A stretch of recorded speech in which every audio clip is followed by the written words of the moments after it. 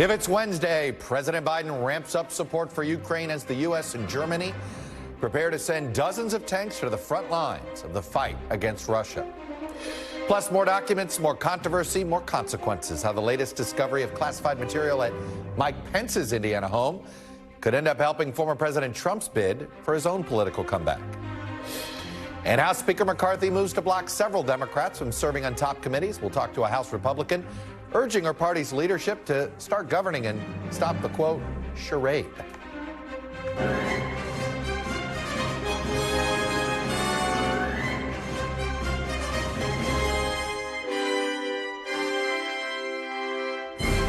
Happy Wednesday and welcome to Meet the Press Now. I'm Chuck Todd here in Washington, where the White House announced today it will be sending a full battalion of American-made tanks to join the fight in Ukraine.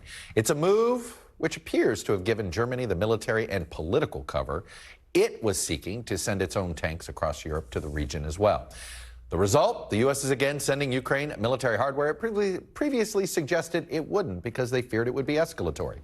And Zelensky is again receiving a much-needed boost in NATO firepower as the war with Russia nears the one-year mark. For its part, Russia is denouncing the move, as they have with every attempt to help Ukraine, as, quote, extremely dangerous escalation. But again, it's rhetoric they've used in the past. President Biden pushed back on those claims, however, today, insisting that these were not offensive weapons, but instead were designed to help Ukraine defend its sovereignty against the unprovoked Russian invasion. With spring approaching, Ukrainian forces are working to defend the territory they hold and preparing for additional counteroffensives. To liberate their land, they need to be able to counter Russia's evolving tactics and strategy on the battlefield in the very near term. As recently as Friday, U.S. officials were publicly telling NBC News that the U.S.'s Abrams tanks would not be going to Ukraine. At the time, they cited concerns over maintenance and the time it would take to train Ukrainian troops on them. Of course, at that time, U.S. officials said that Secretary Austin and General Milley, the top officials at the Pentagon, were also recommending against sending these tanks. So what changed? Simple. The political situation in Germany, it appears, as German Chancellor Olaf Scholz has been facing internal pushback over his country's increased involvement in the war. He needed some domestic political cover. So now, with a coalition of international support, he announced today the delivery of 14 Leopard tanks to Ukraine as a, quote, first step. And more importantly, it opens the door for other European countries to send their own German-made Leopard tanks to Ukraine as well. So, as this news was unfolding, by the way, in real time, our sister network Sky News happened to capture the moment when President Zelensky first learned of the announcement. Leopard 2 tanks are coming from Europe. You must be relieved. Ще ні. Щойно. Я вдячний в цілому світу за підтримку України. Але якщо ми говоримо відкрито з вами і чесно, то кількість танків і термін, коли вони можуть до нас доїхати, мають невід'ємну, а важливу роль. Joining me now is our senior White House correspondent Kelly O'Donnell and our Pentagon correspondent Courtney Kube. Kelly, let me start with you today. You know, we don't see President Biden come out every time that we make an additional round, we send an additional round of support or weapons to Ukraine. But he did today. I'm guessing this was for an audience in Berlin. And he did so with the Secretary of State and the Secretary of Defense at his side.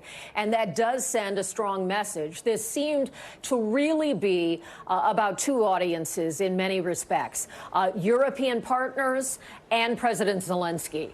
And certainly you could go to the next layer, and that's a message to Russia and certainly to the American people. But wanting to fortify those relationships, because the U.S. has been so clear for days about their concerns, even weeks, about their concerns about the sophisticated nature of the M1 Abrams tank and how it is a very difficult weapon system to use, and that it requires training and requires a complicated supply line to be effective in theater. And yet they have now decided they will commit this, in part because I think it's pretty obvious from the outward signs, they wanted to reassure European partners that if they also committed tanks that will get there much more quickly, that the United States would keep the flow of significant vehicles that are armored and that can help this next phase of the fight. We've heard from senior officials today beyond the president talking about how they believe this to be a capacity that the Ukrainians can use to reclaim part of their country that's been taken over by Russia. And the president was also very clear that he does not see this as any kind of a threat to Russia because it is not offensive in his judgment. Russia may deem it that way, but it's about strengthening their defenses within their own homeland. So definitely there was diplomacy as well as defensive capability on the agenda today, Chuck. And Kelly, did you get the sense that Berlin and Washington were coordinating these announcements in the last 2 days? I certainly anticipated that because when I woke up early this morning and saw that Scholz had just made his announcement and knew that the president had not yet put his on a public calendar, it seemed to me that the pacing was unfolding. That first, have Europe signal what it would do, have the president follow. He did not have public events on his schedule prior to that, so the room was ready in his day, his public day, for this to take place. So it seemed to be well coordinated, and our colleague Courtney was already well aware of what these plans were going to be. Well, let me go to Courtney. Thank you for that handoff there, Kelly. So, Courtney, it is interesting to me that it sounds like the military side of the Biden administration was like, this doesn't seem like a good idea, not necessarily because they don't think the tank should go, but, you know, that that the juice wasn't worth the squeeze, I guess, to borrow a phrase that the youngsters like to use some days. But that this really was the State Department and Biden having to say, no, guys, you may not think it logistically makes sense, but we got to do it. Is that your sense? Yeah, that's exactly what it is, Chuck. So yes, we've been hearing about the logistics hurdles. I mean, and that is, we shouldn't understate that. The Abrams are extremely difficult to maintain. They're gas guzzlers. They require an entire logistics package with them. They're also tough to train on. But, and also, there's the problem of having to provide an exportable model. So the kind of, the tank that the U.S. would give to other allies here is not necessarily the exact same capabilities that the U.S. military uses. And that's for a whole host of reasons, including the concern that if they don't have a full accountability of a system like a tank and it falls into the wrong hands, that information could be exploited. So those are three big challenges, in addition to the major challenge of getting a bunch of tanks from the United States to Ukraine. So keep all that in the back of your head. Challenges, not insurmountable, though. That wasn't the only reason that U.S. military leaders, including Secretary Austin and General Milley, were resistant to this decision. It was also the fact that they claimed that this was not the right capability at this time. So that's this has really been a head-snapping change in the last 48 hours. But it's not so much about getting these Abrams tanks to Ukraine for the current fight. The reality is the coming offensive is going to be more of a tank battle than we've seen in Ukraine because of many reasons, the chief one being ammunition, artillery, precision-guided munitions are running lower and lower, particularly on the Russian side. We're going to see more of a tank battle and each side trying to break through the other's defenses in the coming months. 31 Abrams tanks heading into that country in months, maybe even a year from now, that's not for the current fight. This announcement was all about opening the floodgates. That's what U.S. officials were hoping for other countries to provide the tanks. The Ukrainians have said they need 300 tanks for the coming counteroffensive against the Russians. Now the hope is that allies will provide that and they may get close to that number. Well, what is there? I was told there's approximately 2,200 Leopard tanks in Europe among NATO allies, and that they hope that some percentage of that is what makes it to Ukraine. Is that the numbers you've heard? Yeah, I mean, the goal that people are talking about here is 200, somewhere between 250 and 350 tanks getting to Ukraine. Now, some countries, the challengers are going to come from Great Britain. We now know Germany is going to send some of the Leopards. But in addition to those, there actually are other allies, like Poland, who have M1 Abrams tanks as well, and they have the exportable version. Now, some of those they just got, 30 of them or so in the last year or so, but it's not outside the realm of possible that maybe some Abrams tanks will go from other nations as well. That's sort of what the U.S. is talking about here. They're hoping that this announcement today, it's less about those Abrams tanks being part of any kind of upcoming operational ability. It's more about the picture to the allies, the signal to the allies here. All right, you humored us today when my producer said, wait a minute, how often do we say, no, we're not doing that? And then 2 weeks later, it's like, okay. And you quickly went Javelins, Stingers, HIMARS, drones, Patriots, now Abrams. So that brings me to F-16s.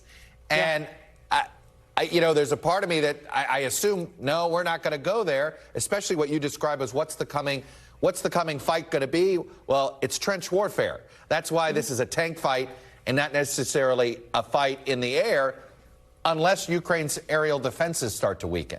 So what's going to happen here with the F-16s? So, I mean, it's all the same problems that we've heard about from for providing the Abrams are the exact same issues with the F-16. There's one difference, and that is when you talk about Ukraine providing what the military calls an integrated air defense. That's something that means they have air defenses that are at all different altitudes and at long distances. An integrated air defense would generally include attack aircraft like an F-16. If the U.S. and the world is really trying to build up their air defenses and to maintain a safe skies over Ukraine, it would stand to reason that they would provide them some sort of attack aircraft. The other big concern is that what's going to happen going forward? Yes, we talked about the potential, the reality and the likelihood of a tank battle going forward. It's not outside the realm of possible also that Russia would use their extensive and capable air force in the coming months, especially if they need to gain some momentum. If that's the case, that's why we saw the Patriot system go in. If that's the case, I don't think it's unreasonable that the U.S. would really start to consider providing them F-16s. The big concern is, training, the maintenance, actually finding them in the stockpiles, and then this is one of the more provocative assets, like the Patriots, that there would be concerns about that as well. Kelly, what does John Kirby say in that briefing room about F-16s? Well, much like you alluded to, that they talk about the fact that they want to be responsive to the changing dynamics of the battlefield, and that there have been requests, and he says it is the right thing for President Zelensky to ask for these things, and as the dynamics change of what is needed, they will be responding to that. But he hasn't closed the door on that, and he hasn't really welcomed us to speculate much on that as well. Well, I think we've all learned no is not no these days, at least when it comes to Ukraine's ask of the American war machine. Kelly O'Donnell and Courtney Cubie getting us started with all of that reporting. Thanks to the both of you. So now let's get a better understanding of what these weapons are going to be used for. Let's bring in retired General Philip Breedlove, a former NATO Supreme Allied Commander himself, a distinguished chair, by the way, at the Middle East Institute. So, General, it's my understanding that the reason for the tanks is the expectation that the next 6 months is essentially going to be a modernized version of World War I. A lot of trenches. The Russians have been digging trenches, and that's the need for this. What is that? Explain the importance of why the Ukrainians wanted all these tanks. Well, first of all, Chuck, thanks for having me.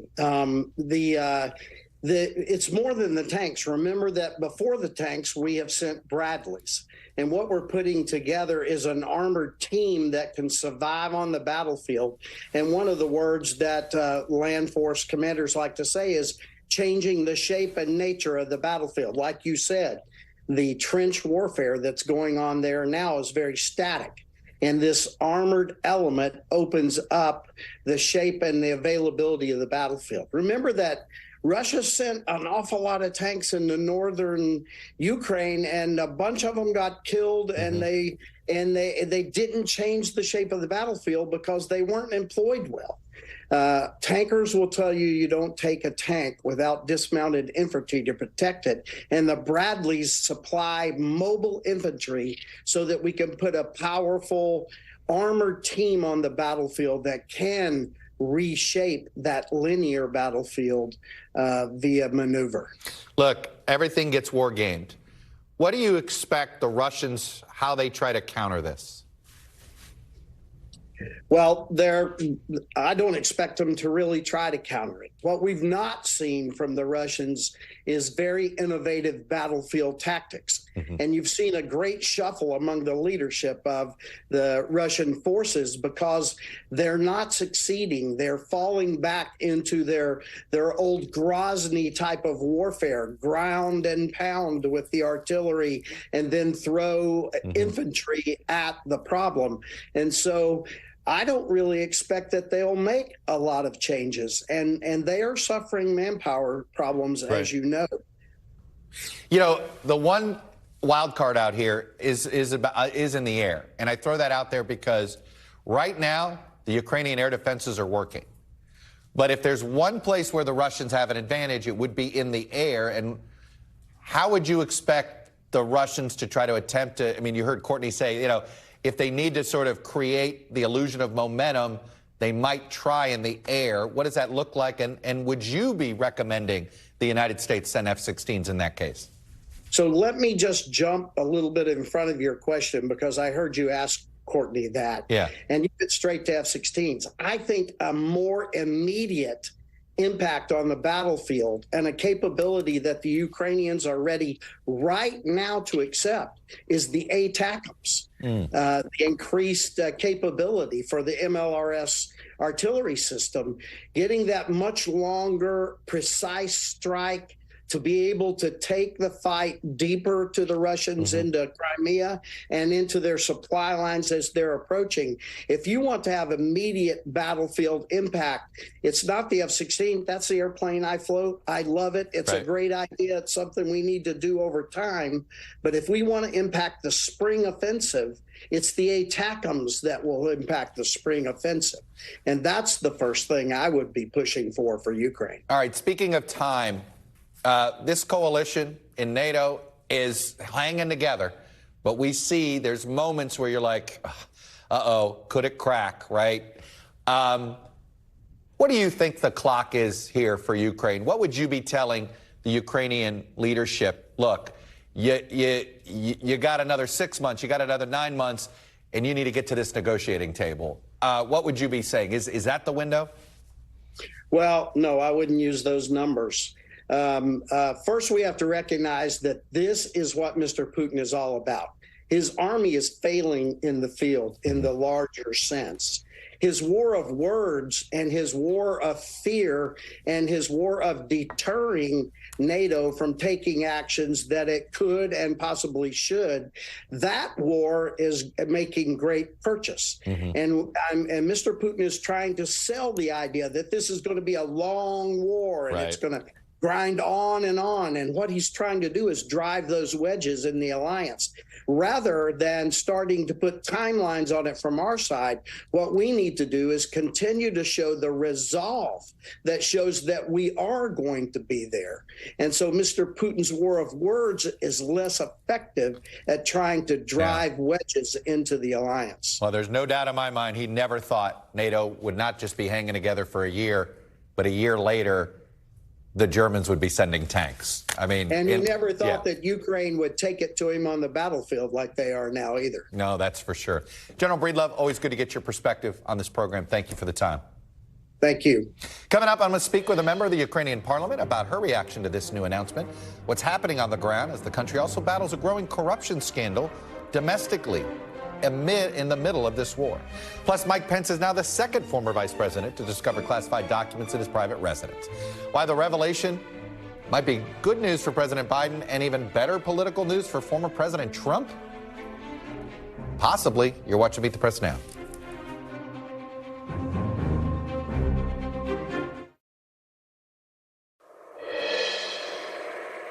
Ukrainians are fighting an age-old battle against aggression and domination.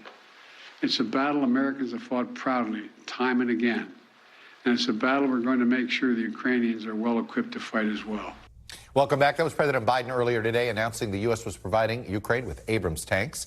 Already, some officials inside Ukraine are floating the ask for more firepower to beat back Russia, including, as we've been discussing earlier, F-16 fighter jets, with Ukraine Parliament member Kira Rudik tweeting today that getting jets from the U.S. was a work in progress. Well, joining me now is a member of the Ukrainian parliament, and it is that person who did that tweet. It's Kira Rudik. Ms. Rudik, thank you for coming on the program. Hello, Chuck. Thank you so much for having me. All right, so let's talk about, obviously, you're happy about the announcement about the tanks.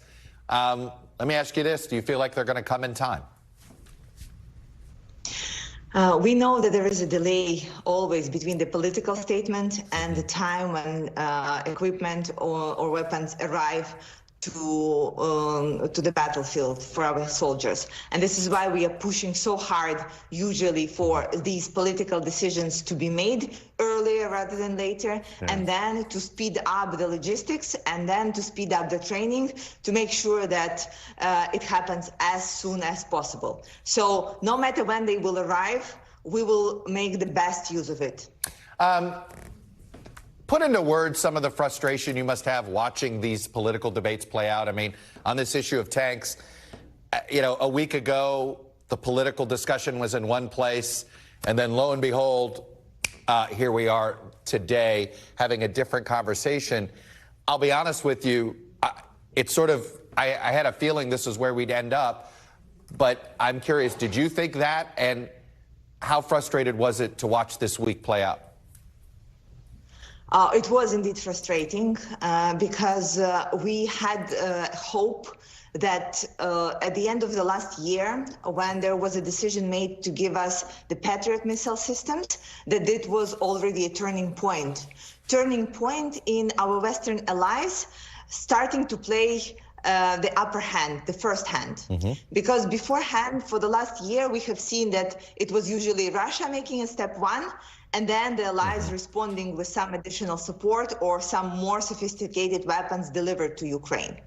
And I truly believe that we will win the war when there will be switch of the tide, having allies playing the upper hand, playing the first hand.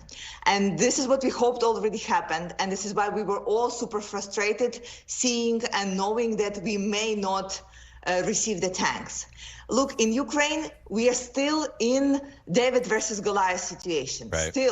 We still have less tanks, less weapons, less people than Russia has. So we have to be more sophisticated. We have to be smarter. We have to be more modern, and we have to use really different tactics to have a chance to win this war. Well, on another hand, we all here are living on this fuel of hope. So today's decision is super symbolic for people. It's telling us that we are not fighting this war alone, right, and that there is no impossible things. Because if we remember what happened a year ago, like all the allies were even hesitant to send us something. Right. And not only we are receiving what we were asking for, we have a chance to get what we actually need. Chuck, right now when we are speaking, there is an attack on Ukrainian city of Dnipro. There are more and more explosions that are being reported. And it happens because our system of air defense is not sophisticated enough to sustain a major attack by Russians that they launch on us almost every other day. So we will need the jets, and we will need ATACMS to be able just to survive, physically survive. And obviously you'd like to start that debate right now so that this comes in time to be useful at this point. Of course, like even on the personal matter, for people to physically live and move further without the threat of being killed by a Russian missile, you have to have this defense in place. And as we spoke, it will take time, and that's why let's start this conversation right now. Let me ask you about the news last week where a number of Ukrainian officials were fired by the Zelensky government over corruption concerns. Obviously, this is something I think publicly he had to do to keep the alliance, trust in the alliance at a high level. How concerning is this corruption to you? And do you think it's all been rooted out? So the most expensive currency that we are having right now is the trust. And so we have to be ruthless to all signs of the corruption. I do hope that President is cleaning up people that were appointed before, and that they will be prosecuted, and it will be a very good lesson to anybody who will follow them. But I'm glad that when the first signs of this scandal were out, President was ruthless and he acted very quickly.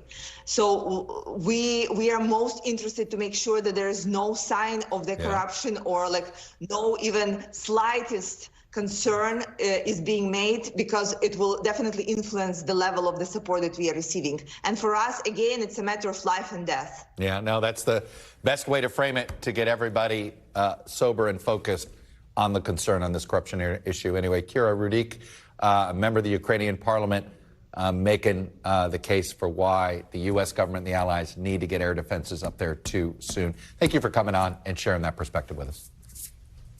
Thank you, and glory to Ukraine. Up next, as the classified document debacle grows wider, does this mean Donald Trump's grip on the Republican Party can grow tighter again? You're watching Meet the Press now. I bet it is.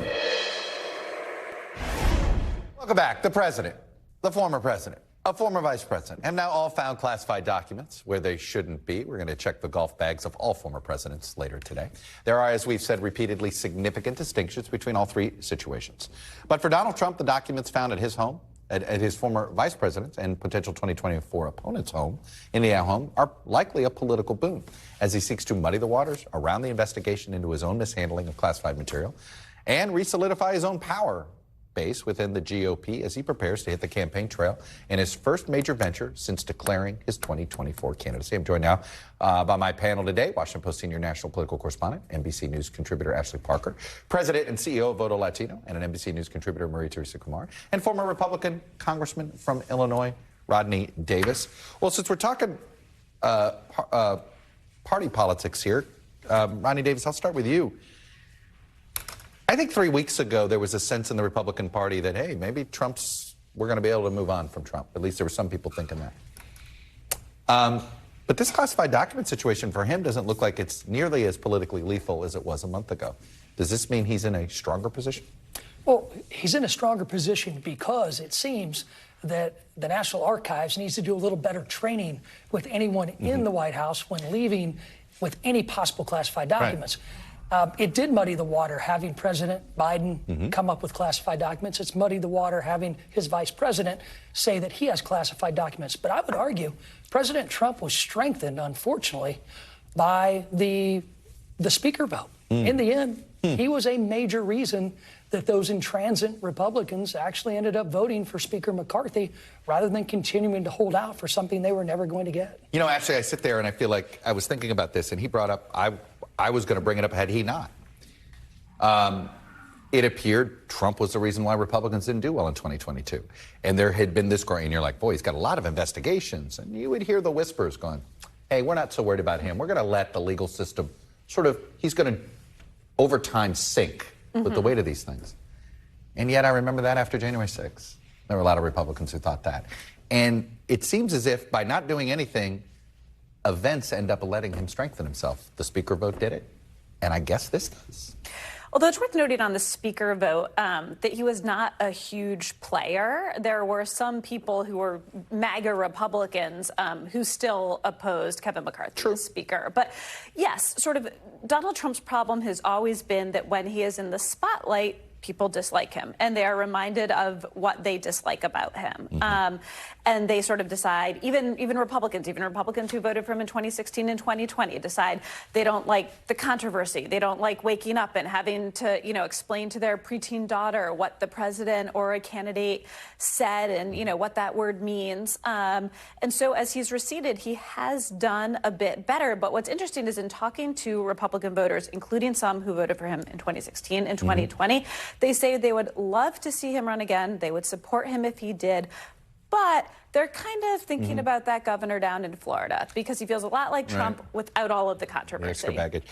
Maria Teresa, I've heard from Democrats really upset at Joe Biden Because they're like, I thought they were going to get Trump and now they can't get him. Have you heard some similar comments? I think folks are it's an unforced error on the president's part. But again, what differentiates him is that he was forthcoming with the information. Yeah. And when you look at the fact that it was, just sheets of paper compared to over 300 pieces of paper. Explain that to the average swing voter. Right. No. I think that's that's correct. And I think that the Democrats, their biggest challenge has always been they have a hard time being able to differentiate and nuance and really lean into that when it comes to messaging, whereas the Republicans do a brilliant job of it. But I do think that at the end of the day, when you're talking about how Trump is playing at his base, he wants a really heavy field of Republicans because that is how he wins. But if it's only 2 or 3, he has a harder time. He's going to go on the stump this weekend.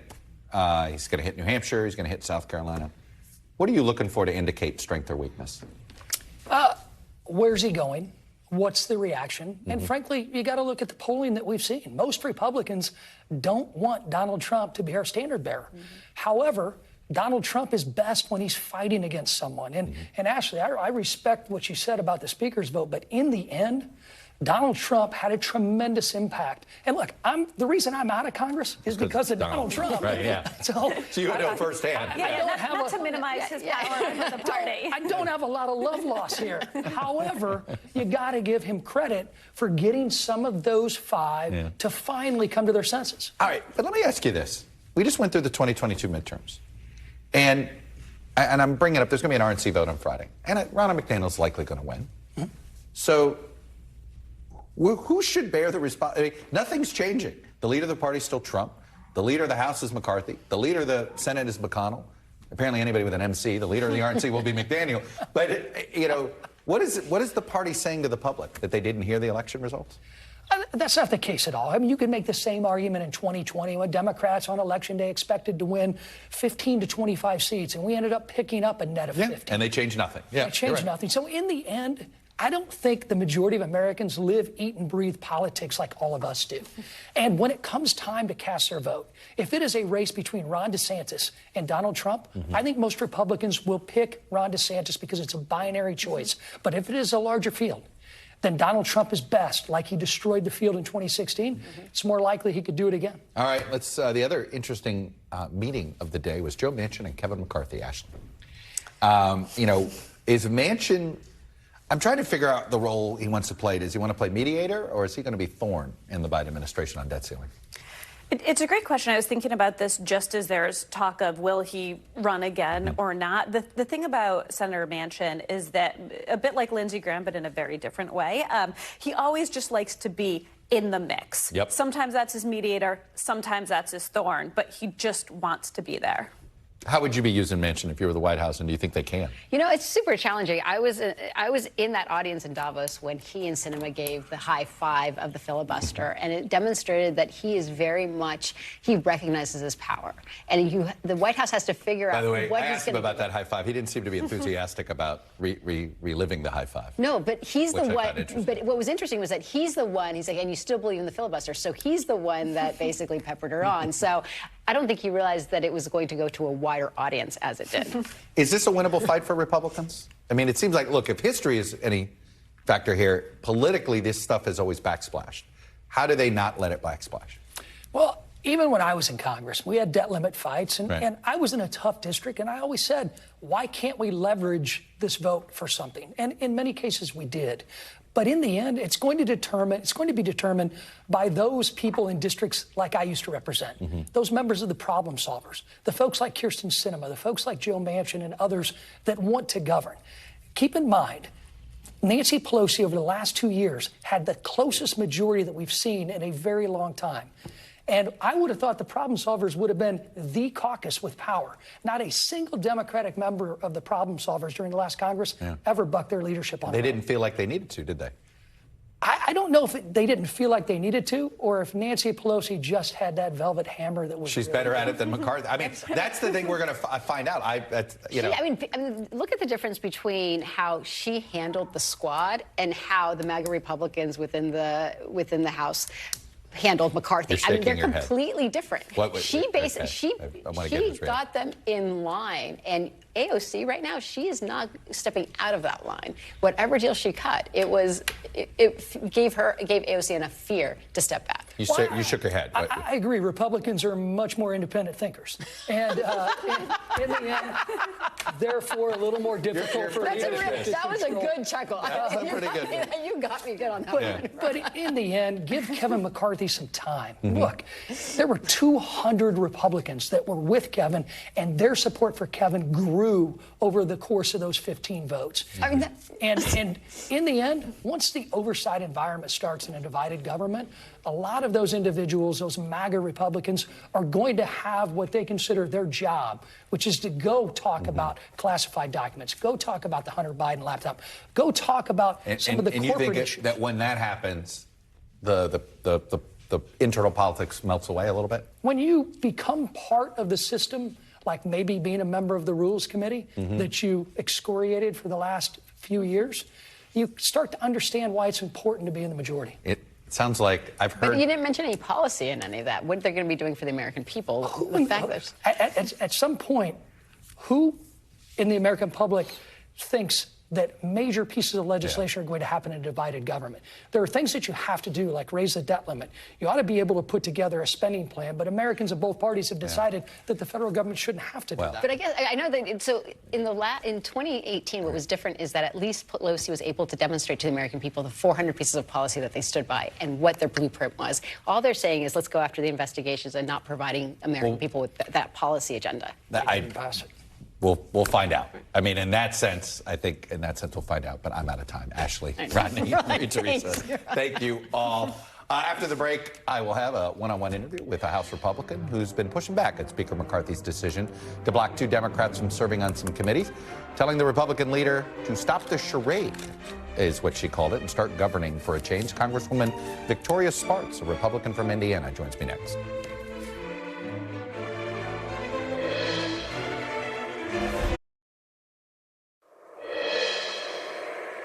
Welcome back. Turning to Congress, House Speaker Kevin McCarthy has followed through on his threat and barred California Democrats Adam Schiff and Eric Swalwell from serving on the House Select Intelligence Committee. McCarthy and his allies claim Schiff and Swalwell have been compromised by past statements and disclosure. They push back against criticisms that the move amounts to political revenge after 2 Republican members of Congress were barred from serving on committees for violent rhetoric against Democrats last session. Republicans are also considering a vote to keep Democratic Congresswoman Ilhan Omar off the House Foreign Relations Committee for past remarks she has made, but it's unclear if they have the votes to do that. In fact, one Republican who's not in favor of McCarthy's committee fights right now is Indiana Congresswoman Victoria Spartz. She actually voiced her opposition on the floor of the House this morning. Congress is not a kangaroo court and has proper committees like ethics or judiciary to provide proper due processes to all individuals, whether it's President Trump and Representative Green or President Biden or Representative Omar. We have to become adults in the room and stop this bread and circuses in Congress. Well, joining me now is Indiana Republican Congresswoman Victoria Spartz. Congresswoman, thank you for being here. Thank you for having me. All right, before I get to that topic, I want to start with the news about Ukraine. So I think some people know that you are of Ukrainian heritage. Is this enough support right now? Do you want to see more? And if so, what's next? Well, I think thank you for having me. I think, and I've been, trying to push this administration to be more proactive. I think, there is also, no need to all, tell through Twitter and what we stand and how we stand in it. I think it's actually intelligence problem. Maybe we should next time tell where we're going to load the tanks. And I think the other issues with training and everything else, I think we have to really understand. It's been the discussion for months now, and it will be now for months discussion how to do it further. And this crisis can only be de-escalated through providing better and more timely and faster assistance to Ukrainians to stop this insanity, because this war is brutal and terrible. I've been there many times, and a lot of people dying on front lines. Yeah. And I think a lot more people dying if we're not proactive, and it will cost a lot of lives and money too if we are not doing that. I don't think people realize, and by Sunday I hope to have a better count, but it's my understanding if you count both Russian and Ukrainian military losses plus civilians, we're getting close to 400,000 people who've lost their lives, regardless of which side they're fighting on. I don't think we've seen that kind of death on Europe's soil since World War II. Yeah, and it's a very serious situation. It escalated further, and unfortunately, only strengths, can force negotiation in this situation and force to get put into the table. And this is not the people that you can be nice. Let me ask you this. You've been concerned about corruption issues in the country. President Zelensky tried to act quickly after some news about some corrupt ministers, and he fired them all. Is he acting fast enough, number one? And do you think the Ukrainian government is on top of this? Well, I'll be honest with you. It was interesting how my constitutional duty is to have oversight and all of the money spent and communicate to the American people and just question and oversight. And we deal with a country full of infiltration by Russian spies, politics, and companies. It's a very complicated issue. We have very brave people fighting, but governments are not always the best. We have problems, and everyone has problems. And it was interesting for me when I questioned that and forced an issue of an anti-corruption prosecutor, which was stalled by Ukrainian government for over 2 years. So I'm glad that we actually have now mechanism to make sure, because some of the stuff also deter fraud, and we need to make sure, because there is not a limited amount of money, we make sure that it gets to the right people. So I'm glad to see some things, but ultimately we need to continue pressure and governing it too. You've been very, let me move to what's going on in the House of Representatives. You've been very outspoken about this issue regarding Ilhan Omar. Why is that? Well, I'll be honest with you. It has nothing to do, who is on the other side. I'm not talking about these members, and what they said, what they've done. I'm talking that we cannot have anarchy if we're going to be a constitutional republic, and if we are Republicans go in there and say we're going to protect the rule of law, due process, presumptions of innocence, we cannot go the same, do the other side, and then, turn around and do exactly the same, what we criticize them for. I was sitting on the Judiciary Committee for 2 years. I argued what Democrats were doing was incorrect. Well, 2 wrongs doesn't make it right. We will not have then credibility with the American people, and they will not trust us if we don't do the right thing. So for me, it's very strange that we have this crucifixionist Republic opinion without people be able to make the case. And let me tell you, I have probably day and night differences in my views on most issues with these people, but they're still entitled to due process. We have ethics committee, you have accusation, and they have to make their case. And if they cannot make their case, then, you'll be found guilty, and we decide what kind of, consequences they're going to have. But not to go through this process. This is erosion of values of our republic. We'll become like a dictatorship, and we'll become no different than a lot of other countries where we have to understand even pure democracy, that's why we don't have it, actually leads to a lot of dictatorship. We have the rule of law of a constitutional republic, and this is underlying principle. Did you, were you able to make that case to your own colleagues at a conference meeting? And if so, what was the response?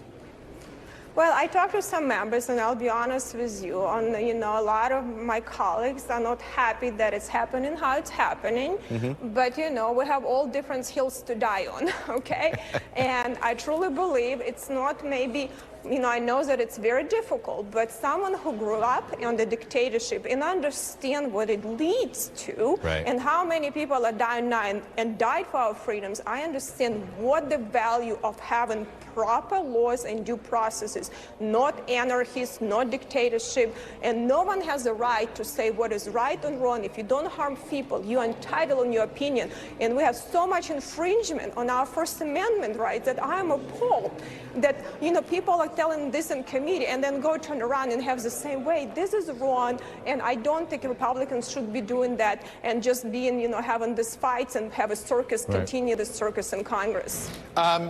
Do you have a hard stance on the debt ceiling? Do you think this should be something that's negotiated, or do you think it should be done in the budget process? Well, I'll be honest with you. It's sad for me that we've been punting this issue now for years. A lot of our funds are going bankrupt, and no one proposed real policy. You know, we have a lot of talking points. So my duty is make sure that my side, I have not much control of the other side, that my side is actually have some policy in healthcare, monopoly, and subsidizing large special interest groups. It's not, you know, really, you know, something that is going to be resolved until we have a backbone and to push back and say enough is enough. There is so much corruption based on abuse within the system that we as legislators allow to happen, you know, and we cannot be hypocrites too. We have to be able to propose real legislation and get, you know, the American people on board with us. Finally, a lot of folks in Indiana are curious. Are you still thinking about running for the U.S. Senate in 2024? Listen, I'm telling you, I have to decide if I'm going to run for this office again, because it's a great honor. It's a great responsibility. I'll do my best to protect people's rights and not to be afraid to challenge the status quo. I mean, for me, it sounds crazy to be here for 8 more years. I don't know how people spend their lives. People shouldn't be. It should be a tour of duty, you know, that you do for the Republic and then go back and live the laws that you legislated. So I'll keep options open just because I have some people that really want me to consider that. I know the Senate is broken, but I'll have to decide later now and concentrate on making some stuff done. Well, I'm with you there on citizen legislators. Very quickly, do you have a preference between Mitch Daniels and Jim Banks if you don't run? Well, listen, I think it's good. I want to see the competition. Competition vets us, makes us stronger, and really gives us an ability to show, you know, what we've accomplished. I think that debate is very healthy because we need to make sure that people do have real competition in these races. I had very competitive races, and always the best person will win. But I think there is a differences in them, and I think people will be able to see that.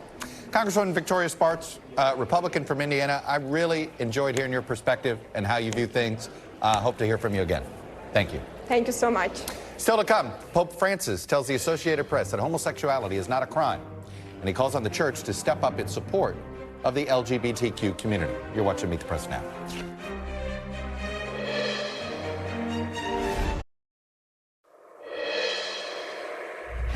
Welcome back. Pope Francis is taking a stronger stance on discrimination against the LGBTQ community than any previous pope. He has criticized laws against homosexuality during an interview with the Associated Press yesterday.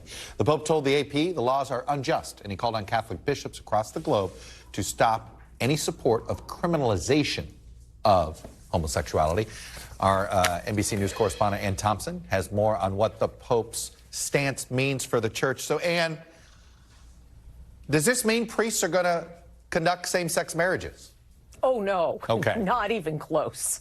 No. Essentially, what Pope Francis has done, Chuck, is he's put the moral authority of the papacy on the idea of inclusion and not exclusion. He has not changed Catholic teaching.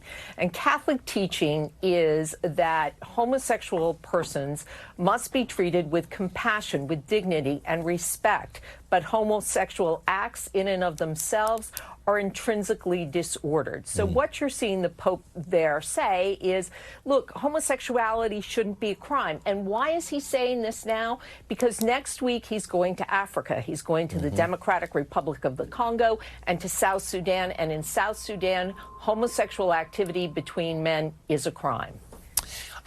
There had been some speculation that Pope Francis had been a bit more reserved in his, perhaps, his goal of moving the church into the 21st century out of respect for Pope Benedict. Is that and now that he's deceased, should we expect a more progressive, publicly progressive Pope Francis? I don't think so. My experience with Pope Francis has been that this is a man who is most unusual for a pope. He really does speak his mind. I mean, everything from saying, who am I to judge during his first papal press conference about a purportedly gay priest, to the comments he made today to Nicole Winfield of the Associated Press. And they are extraordinary. I think what he will miss with the passing of Pope Emeritus Benedict is that father figure that he's spoken of, that grandfather figure, somebody who he turned to for advice in private moments. But I don't think it will have much effect on the public man. And I am curious, are we seeing, what do you expect the U.S. Cardinals, how will they react to this? Well, the U.S. Cardinals are a very divided group, and they are very divided over the bedroom issues, if you will, of the Catholic Church, and particularly the issue of abortion. The newest cardinal, San Diego's Robert McElroy, just recently this week urged greater inclusion of LGBTQ Catholics. And so he's more in the Pope Francis mold. You have very conservative cardinals and archbishops who are not as welcoming. Always interesting to watch, and it's not often we hear from the Pope in any news interview. There's always hope. Someday we'll get him on Meet the Press. Ann Thompson, thank you so much, and thank you. I want to be there. I want you to be there for sure. Thank you all for being with us this hour. I'll be back tomorrow with more Meet the Press Now, and if it's Wednesday, we got a new episode of the Chuck Toddcast. I talk with former Arizona Congressman Ron Barber about Arizona politics 2024 and more. It's a fascinating conversation. Thanks for watching our YouTube channel. Follow today's top stories and breaking news by downloading the NBC News app.